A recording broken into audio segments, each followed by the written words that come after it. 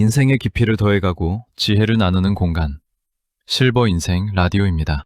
우림은 살아가면서 끊임없이 상대를 살피고 판단합니다. 저 사람이 나에게 득이 될지 해가 될지 본능적으로 가늠해 보기도 하죠. 하지만 겉으로 드러나는 친절한 말씨나 화려한 경력, 인자해 보이는 미소 뒤에 무엇이 숨겨져 있는지 알아차리기란 결코 쉬운 일이 아닙니다. 세월의 풍파를 견디며 쌓아온 안목조차도 때로는 교묘하게 포장된 거짓 앞에서 무기력해지기 마련이죠.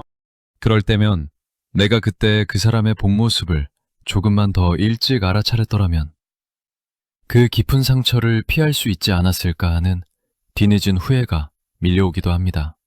하지만 입으로 거짓을 말하고 얼굴 근육으로 감정을 숨길 수 있을지언정 수십 년간 몸에 밴 습관과 무의식적인 자세만큼은 결코 속이지 못합니다. 그 신호들을 읽어내는 안목을 갖추게 된다면 더 이상 사람 때문에 가슴앓이 하거나 소중한 내 마음을 다치는 일도 줄어들게 될 것입니다. 그래서 오늘은 이면에 흐르는 은밀하고도 강력한 신호들을 읽어내는 안목에 대해 이야기 나눠보려 합니다. 오늘 주제가 마음에 드신다면 구독과 좋아요 눌러주세요. 여러분의 마음이 편안해지는 좋은 영상으로 보답하겠습니다. 첫 번째, 어깨 각도에 숨겨진 마음의 온도. 동네 어귀에 새로 생긴 조용한 카페에 앉아 있으면 세상 돌아가는 이치가 한눈에 들어올 때가 있습니다. 김철수 어르신은 오늘도 창가 자리에 앉아 따뜻한 차 한 잔을 앞에 두고 오가는 사람들을 물끄러미 바라보십니다. 그러다 문득 옆 테이블에서 들려오는 목소리에 귀를 기울이게 되었죠. 그곳에는 말끔하게 정장을 차려입은 이민호 어르신이 앉아 있었습니다. 이 어르신은 목소리도 크고 말투도 아주 자신감이 넘치더군요. 주변 사람들에게 자신의 과거 무용담을 늘어놓으며 세상 무서울 것 없는 사람처럼 행동하고 있었습니다. 하지만 김철수 어르신은 그분의 입에서 나오는 화려한 말들보다 조금은 기이하게 느껴지는 그분의 자세에 시선이 머물렀습니다. 이민호 어르신은 의자 끝에 걸터앉아 상체를 앞으로 바짝 숙인 채 어깨를 잔뜩 움츠리고 계셨습니다. 겉으로는 당당함을 외치고 있었지만 구부정하게 말린 어깨와 수시로 움찔거리는 손가락은 그가 가진 깊은 불안감을 조용히 증명하고 있었죠. 김철수 어르신은 생각하셨습니다. 저분은 지금 자신의 약점을 들키지 않으려고 저토록 목소리를 높이고 있는 것이겠구나 하고 말이죠. 실제로 이민호 어르신은 대화 도중 누군가 작은 의문이라도 제기하면 갑자기 방어적인 태도를 보이며 안절부절 못하는 모습을 보였습니다. 꼿꼿하지 못한 척추의 곡선이 그 사람의 내면에 숨겨진 열등감과 초조함을 여과 없이 보여주고 있었던 셈이죠. 이러한 현상은 단순히 개인의 느낌이 아닙니다. 하버드 대학교의 사회심리학자 에이미 커디 교수는 인간의 자세가 호르몬 변화와 심리 상태에 얼마나 지배한 영향을 미치는지에 대해 심도 있는 연구를 진행했습니다. 실험 참가자들을 두 그룹으로 나누어 한 그룹은 어깨를 펴고 당당한 자세를 취하게 했고 다른 그룹은 몸을 웅크리고 위축된 자세를 유지하게 했죠. 단 2분이라는 짧은 시간 동안 자세를 유지했을 뿐인데 결과는 놀라웠습니다. 당당한 자세를 취한 사람들은 자신감을 높여주는 테스토스테론 수치가 약 20% 상승한 반면 스트레스 호르몬인 코르티솔 수치는 25%나 급격히 떨어졌습니다. 반대로 몸을 웅크린 사람들은 정반대의 수치를 보이며 심리적으로 훨씬 더 취약한 상태가 되었죠. 결국 그 사람이 평소 어떤 자세로 앉아있느냐는 단순히 습관의 문제가 아니라 그가 세상을 대하는 마음가짐의 결정체라고 할 수 있습니다. 입술로는 아무리 근사한 비전을 이야기하고 자신을 포장해도 중력을 이겨내지 못하고 축 처진 어깨는 속일 수 없는 법이죠. 이건 성격이 좋고 나쁨을 따지는 문제가 아니라 그 사람이 현재 자신의 삶을 얼마나 장악하고 있는지를 보여주는 정직한 패턴입니다. 말은 번드르르 하지만 행동이 뒤따르지 않는 사람들의 공통점은 정작 중요한 순간에 자신의 몸을 꼿꼿하게 세울 에너지가 부족하다는 점이죠. 스스로를 믿지 못하는 마음이 몸의 중심을 무너뜨리고 그것이 구부정한 자세로 고착화되는 것입니다. 프랑스의 철학자 몽테뉴는 그의 저서에서 이런 말을 남겼습니다. 정신은 육체와 떨어져 있을 때보다 육체 안에 머물 때 훨씬 더 강력한 신호를 보낸다. 이 말은 우리 마음속 깊은 곳에 자리 잡은 생각들이 결국에는 육체라는 외피를 통해 밖으로 새어나올 수밖에 없음을 의미합니다. 거울 속의 내 모습을 보듯 타인의 자세를 살피는 것은 그 사람의 영혼이 현재 어떤 상태에 머물러 있는지를 확인하는 과정이기도 합니다. 겉모습에 속아 넘어가기보다 그 사람의 등줄기가 그리는 곡선에 주목해 보시길 바랍니다. 오늘 우리는 자세라는 아주 사소한 단서를 통해 사람의 본성을 읽는 법에 대해 생각해 보았습니다. 누군가의 위축된 자세를 보며 그 사람의 불안을 미리 짐작할 수 있다면 우리는 불필요한 논쟁을 피하고 적절한 거리를 유지할 수 있는 지혜를 얻게 됩니다. 타인의 불안에 휘말려 내 마음까지 어지럽힐 필요는 전혀 없습니다. 그저 저 사람은 지금 스스로를 지키느라 마음의 여유가 없구나 라고 이해하고 넘어가 주시면 됩니다. 소중한 여러분의 감정을 보호하기 위해 때로는 그저 묵묵히 관찰하고 조용히 선을 긋는 것만으로도 충분합니다. 내 마음의 평온을 지키는 것이 그 무엇보다 중요하니까요. 두 번째, 발걸음 리듬에 실린 마음의 속도. 해질녘 동네 공원의 산책로를 걷다 보면 참으로 다양한 뒷모습을 마주하게 됩니다. 이영희 어르신은 오늘도 무릎 보호대를 챙겨 차고 천천히 공원을 돌며 사람 구경하는 재미에 푹 빠져 있었죠. 그런데 뒤에서 누군가 아주 급한 기색으로 발소리를 크게 내며 다가오는 것이 느껴졌습니다. 바로 뒷집에 사는 최강석 어르신이었죠. 최 어르신은 무엇이 그리 급한지 앞서가는 사람들을 이리저리 추월하며 성큼성큼 걸음을 옮기고 있었습니다. 그런데 신기한 점은 그분의 걸음걸이가 무척이나 불규칙했다는 점입니다. 어떤 때는 보폭을 크게 벌려 성급하게 나아가다가도 또 어떤 때는 발을 끌며 멈칫거리는 모습이 반복되었죠. 이 어르신은 그 모습을 보며 평소 최 어르신이 이웃들과 대화할 때 보여주던 조급함과 불쑥 화를 내던 성미를 떠올렸습니다. 최 어르신은 동네 반상회에서도 남의 말이 끝나기도 전에 말을 자르고 자기 주장만 앞세우는 분으로 유명했거든요. 걷는 모양새가 그 사람이 평소 세상을 대하는 속도와 마음의 평정심을 그대로 반영하고 있었던 셈이죠. 일정한 리듬 없이 흐트러진 보폭으로 걷는 모습에서 이 어르신은 타인에 대한 배려보다는 오로지 자신의 목적지에만 몰두하는 최 어르신의 날선 본성을 조용히 읽어낼 수 있었습니다. 이러한 보행 습관과 성격의 상관관계는 과학적으로도 상당한 근거가 있습니다. 미국 일리노이 대학교 연구팀은 성인 15,000명을 대상으로 걸음걸이와 성격 요인의 관계를 장기적으로 추적 조사했습니다. 연구 결과에 따르면 보행 속도가 빠르고 보폭이 넓은 사람들은 외향성과 개방성이 높게 나타나는 경향이 있었죠. 특히 보폭이 일정한 사람들은 정서적으로 안정감이 높고 자기 통제력이 뛰어난 반면 보행 리듬이 불규칙하고 발을 끄는 습관이 있는 사람들은 심리적인 불안 수치가 일반인보다 약 35%나 높게 측정되었습니다. 뇌와 신체가 연결되어 있기에 마음속의 불안과 초조함이 근육의 움직임에 그대로 투영되어 불협화음을 만들어내는 것이죠. 그 사람이 걷는 방식에 주목해야 하는 건 걸음걸이는 의식적으로 꾸며내기 가장 어려운 신체활동 중 하나이기 때문이죠. 누군가와 보조를 맞추려 노력하지 않고 자기 속도만 고집하며 걷는 건 단순한 습관 문제가 아니라 그 사람의 배려심이 바닥났다는 패턴입니다. 앞만 보고 돌진하듯 걷는 사람들은 대개 관계에서도 타인의 감정을 살피기보다 자신의 이익을 우선시하는 특징을 보이죠. 말로는 늘 주변을 챙긴다고 하지만 정작 걷는 뒷모습에서는 오로지 자기밖에 모르는 고집스러운 자아가 선명하게 드러나고 있는 것입니다. 독일의 철학자 쇼펜하우어는 인간의 본성에 대해 이렇게 말했습니다.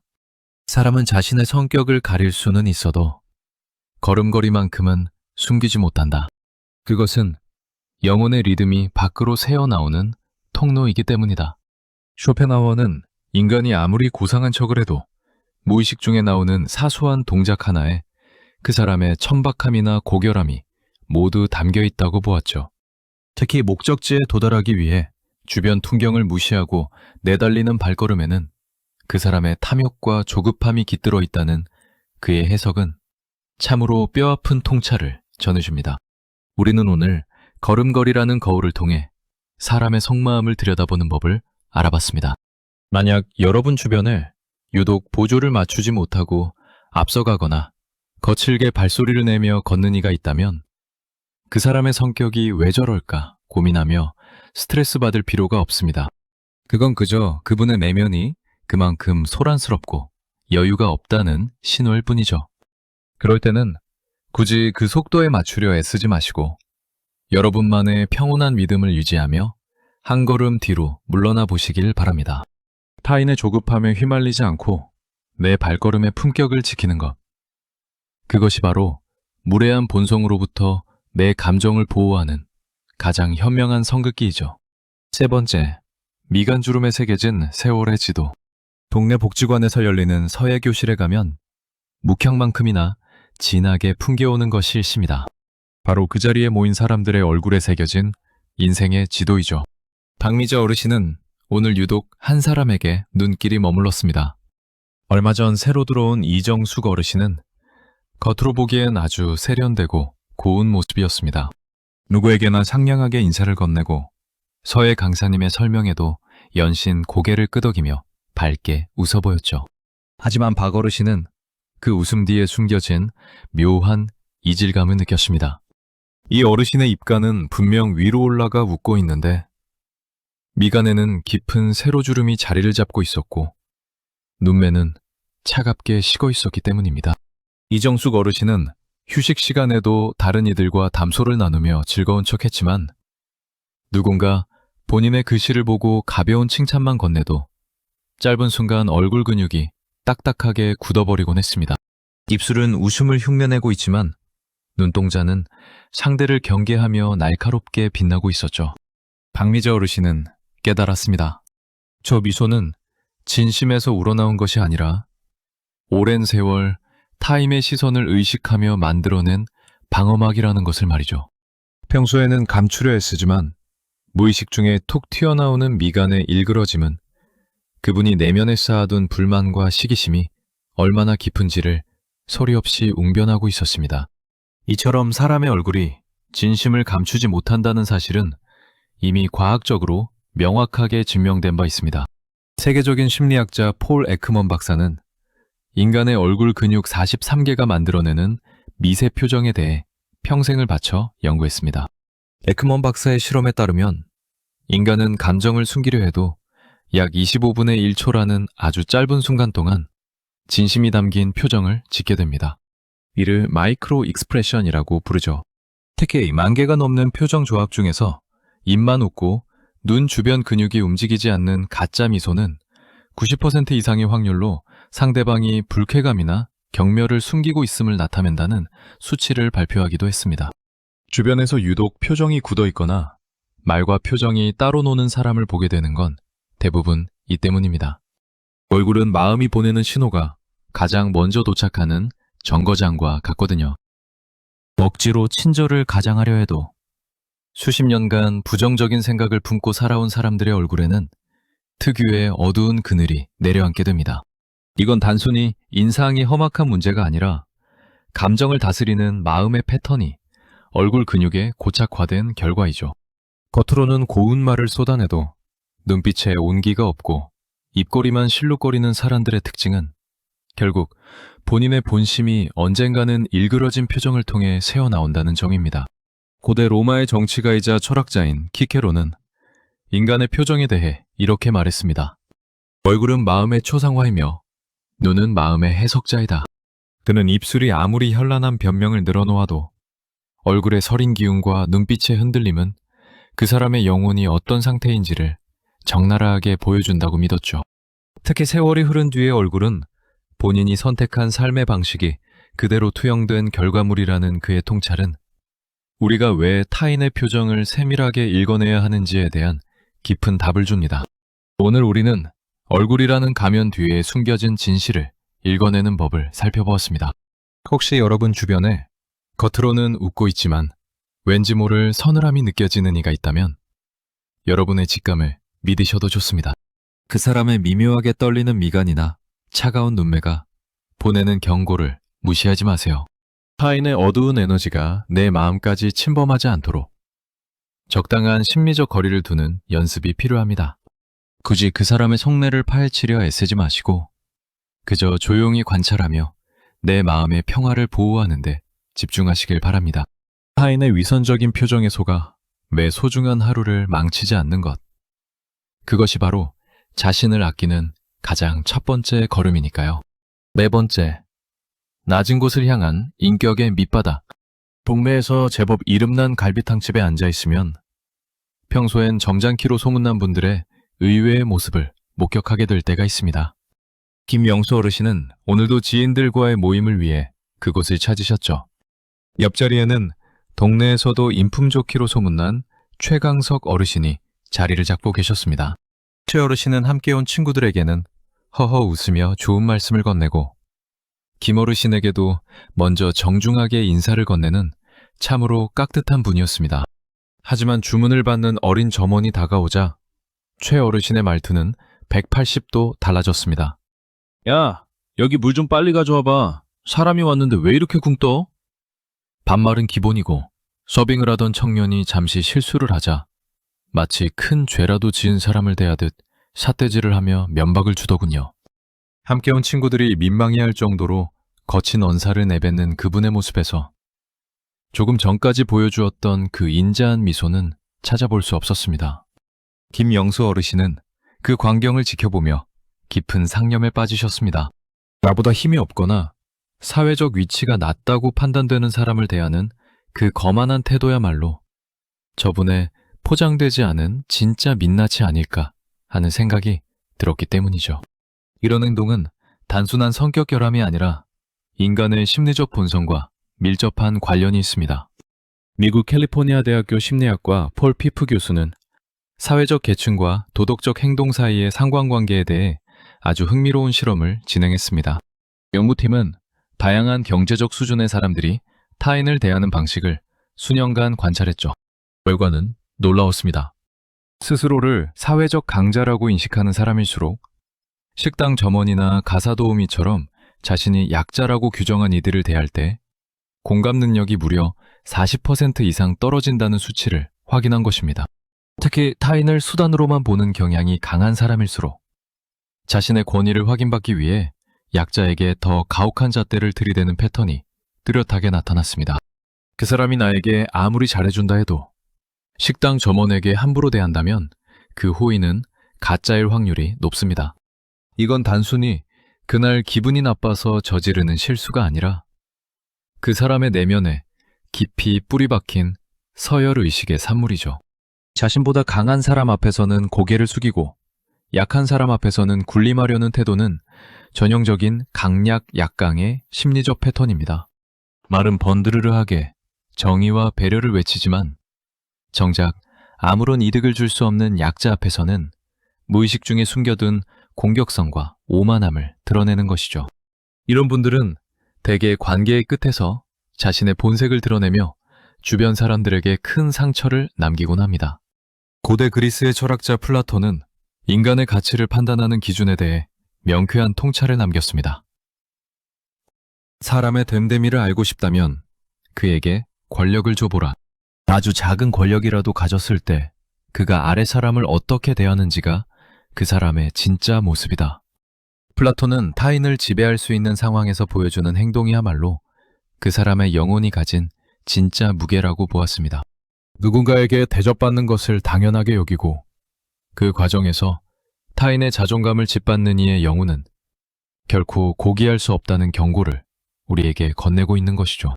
우리는 오늘 약자를 대하는 태도라는 돋보기를 통해 사람의 인격을 들여다보았습니다. 만약 여러분 주변에 나에게는 친절하지만 누군가에게 무례하게 구는 사람이 있다면 그 친절함에 속아 마음을 다 주지 마시길 바랍니다. 그 무례함의 화살은 언제든 여러분을 향할 수 있기 때문입니다. 그 사람의 인격적인 결함까지 여러분이 책임지거나 고쳐주려 애쓸 필요는 없습니다. 그저 저 사람의 인격은 딱 저기까지구나 라고 인정하고 여러분의 소중한 에너지를 보호하기 위해 조용히 마음의 거리를 두시면 됩니다. 무례한 사람의 말에 휘둘리지 않고 내 안의 평온을 지켜내는 것. 그것이야말로 진정으로 나를 사랑하는 성숙한 어른의 자세이죠. 5번째, 지갑을 여는 손에 담긴 배려의 결. 오랜 친구들과의 모임이 끝나고 계산대 앞에 서면 그 사람의 살아온 세월과 인간관계를 대하는 태도가 투명하게 드러나곤 합니다. 박상호 어르신은 오늘도 동창회 모임에 참석해 즐거운 시간을 보내셨죠. 모임 분위기는 아주 화기애애했습니다. 특히 그중 한 명인 김 어르신은 평소 재력도 넉넉하고 자식 농사도 잘 지었다며 모임 내내 화려한 자랑을 늘어놓으셨거든요. 하지만 식사가 끝나고 누군가 "자, 이제 계산합시다" 라는 말을 꺼내는 순간 묘한 정적이 흐르기 시작했습니다. 조금 전까지 큰 목소리로 분위기를 주도하던 김 어르신은 갑자기 휴대폰을 들여다보며 바쁜 척을 하거나 신발끈을 고쳐매며 시선을 피하셨죠. 결국 보다 못한 박상호 어르신이 먼저 지갑을 꺼내셨습니다. 사실 김 어르신이 돈이 없어서 그러는 게 아니라는 걸 모두가 알고 있었습니다. 그분은 평소 자신을 위해서는 고가의 옷과 가방을 아낌없이 사면서도 타인과 나누는 자리에서는 늘 한 발짝 뒤로 물러나는 습관이 있었죠. 박 어르신은 생각하셨습니다. 남에게 베푸는 돈을 낭비라고 여기는 저 마음속에는 타인과의 연결보다 자신의 소유를 지키려는 불안함이 더 크게 자리 잡고 있다는 사실을 말이죠. 이런 행동은 단순한 절약 정신과는 차원이 다른 심리적 현상입니다. 카네기 멜론 대학교와 스탠퍼드 대학교 공동 연구팀은 인간이 돈을 쓸 때 뇌에서 일어나는 반응을 fMRI로 관찰했습니다. 연구 결과 돈을 쓸 때 우리 뇌의 섬엽이라는 부위가 활성화되는데 이곳은 신체적 고통을 느낄 때 반응하는 곳과 일치합니다. 특히 극도로 인색한 사람들은 타인에게 돈을 지불해야 할 때 일반인보다 이 통증 중추가 무려 25% 더 강하게 자극받는다는 수치를 확인했죠. 이들에게 타인을 위해 지갑을 여는 행위는 심리적으로 살점이 떨어져 나가는 것과 같은 실제적인 고통으로 다가오는 셈입니다. 지갑을 열어야 할 때 유독 작아지는 사람들의 본성을 눈여겨봐야 하는 건 이 때문입니다. 이건 돈이 많고 적음의 문제가 아니라 관계를 대하는 에너지의 흐름 문제입니다. 타인을 위해 기꺼이 밥 한 끼 대접할 마음의 여유가 없다는 건 평소 인간관계에서도 상대의 감정을 배려하기보다 자신의 이득을 먼저 계산한다는 패턴이죠. 입으로는 늘 우정을 말하고 의리를 외치지만 정작 실질적인 희생이나 배려가 필요한 순간에는 고통을 피하기 위해 도망치는 것이 이들의 특징입니다. 돈에 인색한 사람은 대개 칭찬이나 마음을 나누는 일에도 인색하기 마련이죠. 고대 로마의 철학자 세네카는 돈과 인격의 관계에 대해 날카로운 조언을 남겼습니다. 인색한 사람은 부유하게 죽기 위해 평생을 가난하게 사는 사람이다. 이 말은 단순히 물질적인 가난만을 의미하지 않습니다. 타인과 온기를 나눌 기회를 스스로 차단함으로써 마음의 곳간을 텅 비운 채 외롭게 살아가는 이들의 서글픈 본성을 꼬집는 것이죠. 부는 타인과 즐거움을 나누는 도구가 될 때 비로소 그 가치가 빛나는데 인색함에 갇힌 영혼은 그 진리를 평생 깨닫지 못합니다. 우리는 오늘 돈 쓰는 습관이라는 거울을 통해 상대의 진심을 읽어보는 법을 나누었습니다. 만약 여러분 주변에 받는 것에는 익숙하면서도 베푸는 순간에는 자취를 감추는 사람이 있다면 그분의 인색함을 여러분의 탓으로 돌리지 마시길 바랍니다. 그건 여러분이 부족해서가 아니라 그 사람의 내면이 가진 결핍과 불안이 너무나 커서 타인을 담을 그릇이 없기 때문입니다. 그런 인연 때문에 속상해하며 내 마음까지 좁아질 필요는 없습니다. 그저 저 사람은 마음의 가난을 앓고 있구나 라고 생각하고 적절한 거리두기를 통해 여러분의 넉넉한 마음을 지켜내시길 바랍니다. 소중한 여러분의 호의는 그것을 알아주는 진정한 인연에게 전달될 때 가장 아름다운 법이니까요. 6번째, 작은 부탁을 대하는 진심의 무게. 마을 회관에서 열리는 원예 수업 시간은 향긋한 꽃내음만큼이나 사람들의 숨겨진 속내가 은은하게 피어오르는 공간입니다. 한영숙 어르신은 오늘 평소보다 조금 일찍 도착해 꽃가위와 화분들을 정리하고 계셨죠. 그러다 옆자리에서 화분 옮기는 것을 힘겨워하는 지인을 보고 마침 자리에 앉으려던 이중식 어르신에게 작은 도움을 청하게 되었습니다. 이 어르신, 실례가 안 된다면 저 무거운 화분 하나만 저쪽으로 좀 옮겨주실 수 있을까요? 아주 사소하고 대단치 않은 누구나 흔히 주고받을 수 있는 부탁이었죠. 이종식 어르신은 평소 동네에서 점잖고 예의 바른 분으로 통했습니다. 한 어르신의 부탁을 듣자마자 그는 입으로는 아이고, 그럼요. 제가 해드려야죠. 라고 대답했습니다. 하지만 그 대답이 나오기 전 1초도 안 되는 짧은 순간 동안 이 어르신의 눈썹이 가운데로 움츠러들며 미간에 깊은 골이 패는 것을 한영숙 어르신은 놓치지 않았습니다. 화분을 옮기는 내내 이 어르신의 거친 숨소리와 바닥을 끄는 소리에는 숨길 수 없는 짜증이 섞여 있었죠. 부탁을 들어주고는 있었지만 그의 온몸은 왜 나를 귀찮게 하느냐는 무언의 항의를 내뿜고 있었습니다. 한 어르신은 그 즉시 미안함과 동시에 묘한 서운함을 느끼셨습니다. 겉으로는 도와주는 척하지만 속으로는 상대를 번거로운 존재로 여기는 그분의 본심을 읽어버렸기 때문이죠. 이런 반응은 결코 예민한 사람만 느끼는 주관적인 착각이 아닙니다. 캐나다 토론토 대학교의 심리학 연구팀은 사소한 부탁에 대한 반응과 관계의 질에 관한 흥미로운 실험을 진행했습니다. 연구진은 실험 참가자들에게 아주 가벼운 도움을 요청하게 한 뒤 상대방의 비언어적 반응을 정밀 분석했죠.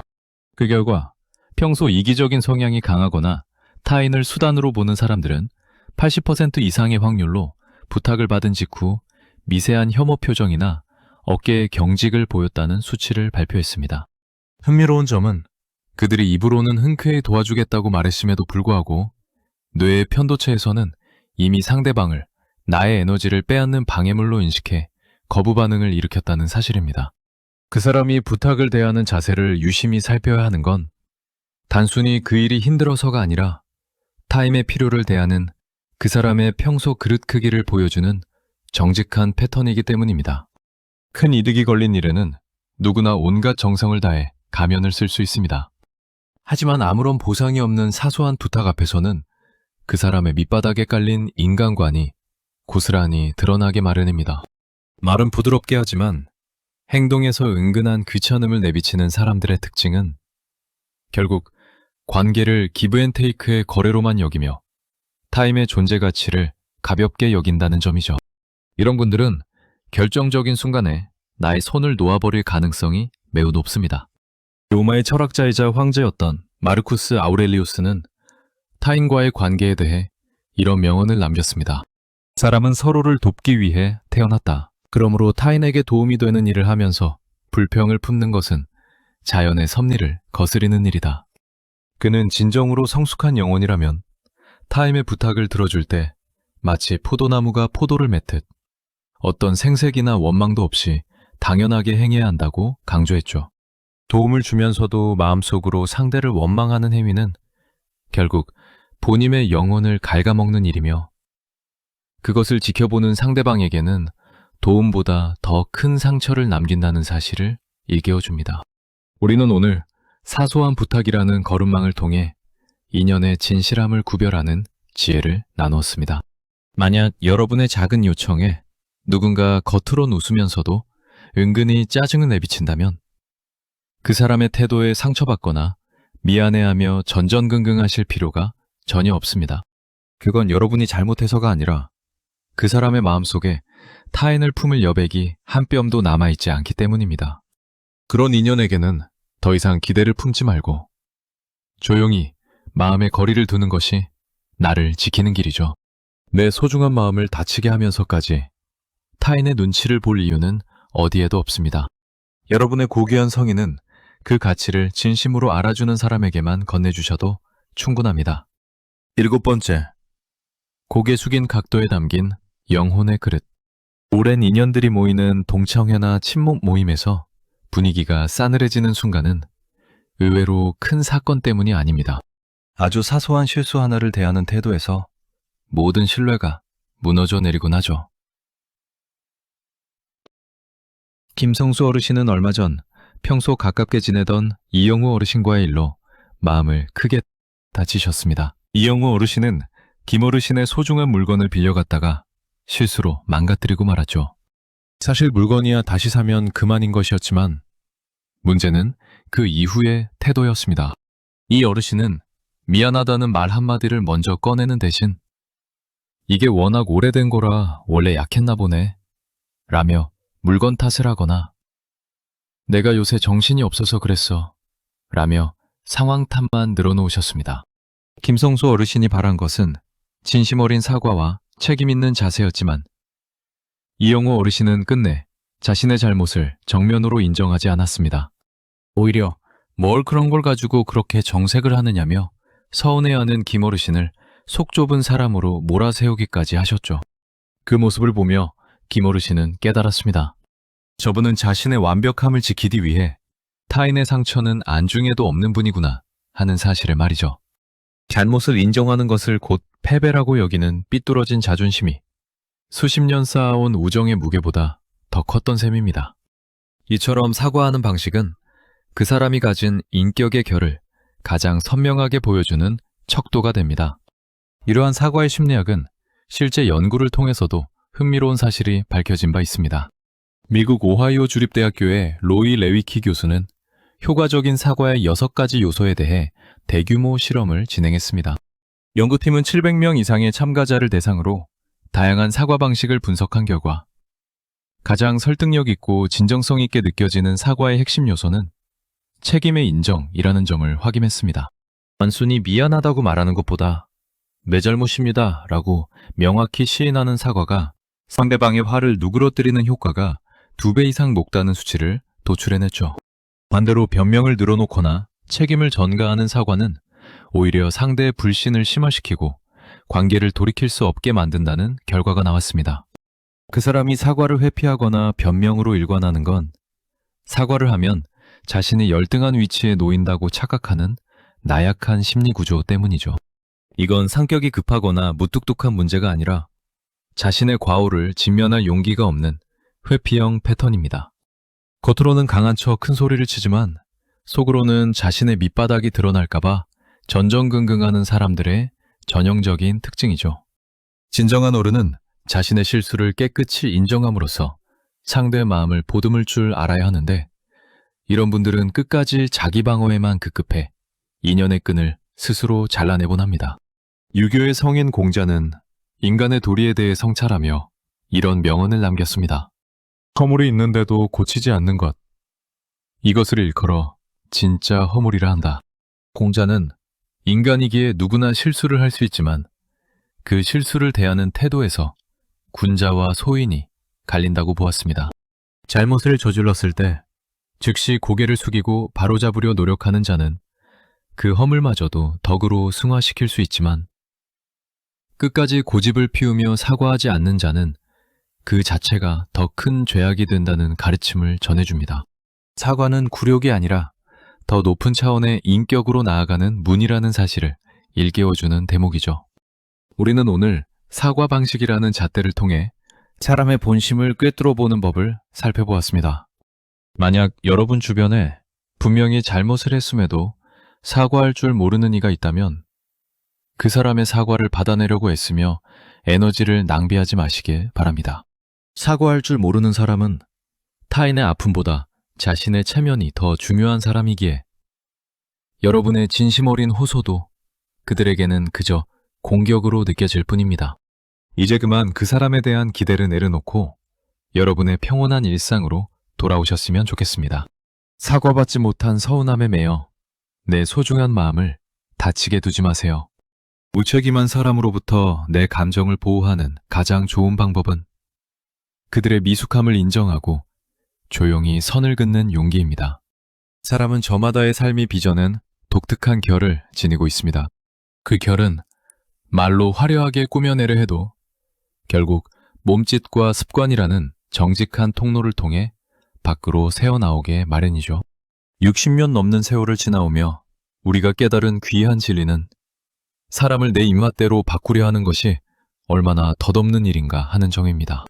사람의 본성은 스스로 터진 물길과 같아서 억지로 막으려 하면 결국 예상치 못한 곳에서 터져 나오기 마련이죠. 그러니 우리는 그저 흐르는 물길을 미리 살피고 내가 젖지 않을 안전한 자리에 서 있는 지혜를 발휘하면 됩니다.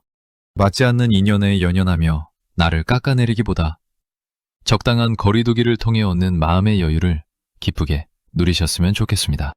오늘 이야기가 여러분의 가슴에 작은 울림이 되었다면 구독과 좋아요를 눌러주세요.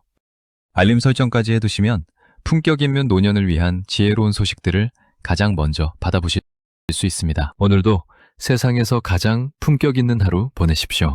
실버 인생 라디오였습니다.